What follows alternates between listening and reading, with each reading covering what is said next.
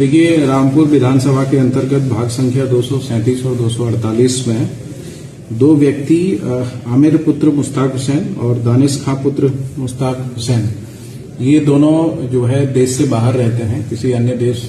Kuwait, Dubai इत्यादि में रहते हैं। फिर भी इनका जो गणना प्रपत्र है वो इनकी जो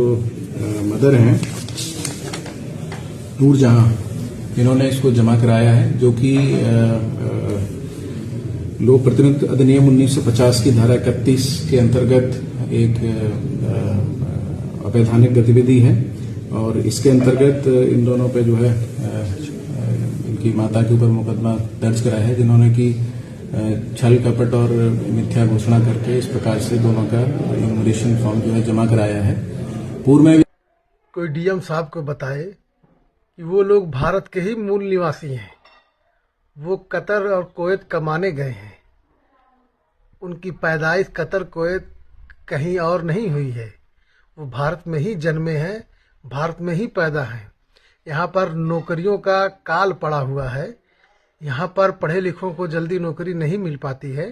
तो इसीलिए वो लोग विदेश में जाकर नौकरी कर रहे हैं। तो अगर वो जिंदा हैं तो उनका फॉर्म भरा जाना जरूरी है या नहीं है।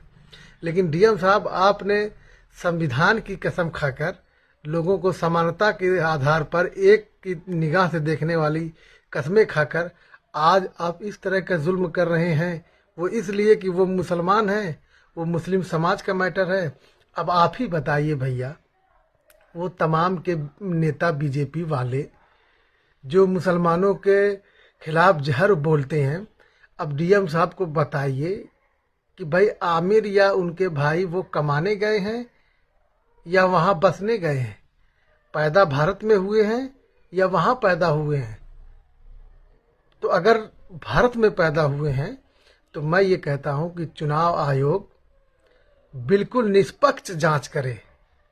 और जांच करके जो भी दोषी पाया जाए, जिस तरह फर्जी जांच करके उनकी माँ के ऊपर मुकदमा हो गया, उसी तरह